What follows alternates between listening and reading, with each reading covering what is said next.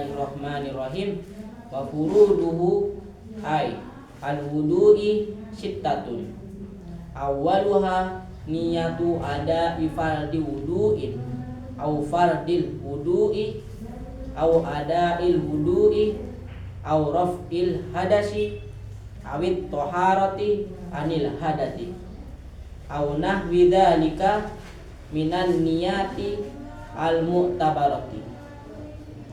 Wan niyatu lughatan al qasdu wa syar'an qasdu syai'i muqtaronan bi fi'lihi fa in taraha anhu summiya azman wa hukmuha al wujubu wa mahalluha al qalbu amma talaffudu bil manwi fasunnatun liyusaidal lisanu al qalba wal maqsudu biha tamyizul ibadati anil adati kal julusi fil masjidi yakunu lil i'tikafi taratan walil istirahati ukhra aw tamyizu rutabil ibadati kasolati takunu fardon taratan wa naflan ukhra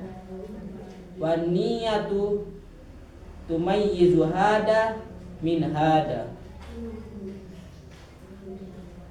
Fardunya wudu itu ada 6.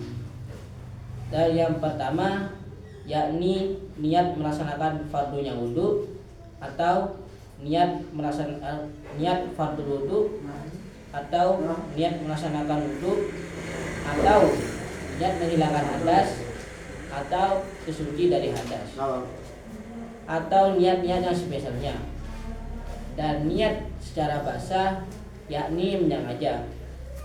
Dan adapun secara syariat niat ialah menyengaja sesuatu bersamaan dengan mengerjakannya. Dan apabila tidak bersamaan dengan mengerjakannya maka disebut azm. Dan adapun hukumnya niat itu wajib. Dan tepatnya niat yakni di dalam hati. Dan adapun melafadzkan niat secara lisan ya itu sunnah, supaya lisan bisa membantu hati dalam penafsiran. Dan yang dimaksud niat tersebut ialah untuk membedakan antara ibadah dengan hal-hal yang tidak bersifat ibadah. Contohnya seperti duduk di masjid, ada kalanya untuk i'tikaf dan ada kalanya untuk istirahat saja. Atau membedakan tingkatan-tingkatan ibadah lainnya seperti sholat yang terkadang hukumnya fardhu dan terkadang hukumnya sunnah. Dan yang inilah yang membedakan antara hal ini dan hal yang lain. Bismillahirrahmanirrahim. Fardunya wudu itu ada 6. Dan fardu wudu yang pertama yakni niat. Niat bisa dilafadzkan seperti yang telah diberikan contoh oleh musannif, seperti lafadz nawaitu ada il wudu'i atau nawaitul fardil wudu'i atau nawaitu ada il wudu'i dan lain-lain.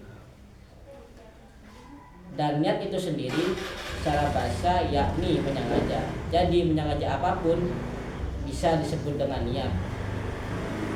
Contohnya seperti menyengaja makan itu bisa disebut niat, atau menyengaja tidur itu juga bisa disebut niat, atau menyengaja hal-hal yang lain itu juga bisa disebut niat. Tapi secara bahasa dan secara syariat niat ialah menyengaja sesuatu bersama dengan mengerjakannya. Sehingga mengerjakan sesuatu bila tidak bersama dengan mengerjakannya maka itu dinamakan azm. Dan adapun hukumnya niat itu wajib. Sehingga ibadah apapun bila tidak diawali dengan niat itu tidak sah. Karena niat itu wajib bagi ibadah apapun. Dan adapun tepat niat itu di dalam hati. Dan yang dilafadzkan secara lisan itu hanya lafadznya niat yang disunatkan, yang disyariatkan untuk memudahkan kita untuk menghadirkan hati dalam ibadah, dalam wudu atau dalam ibadah lainnya.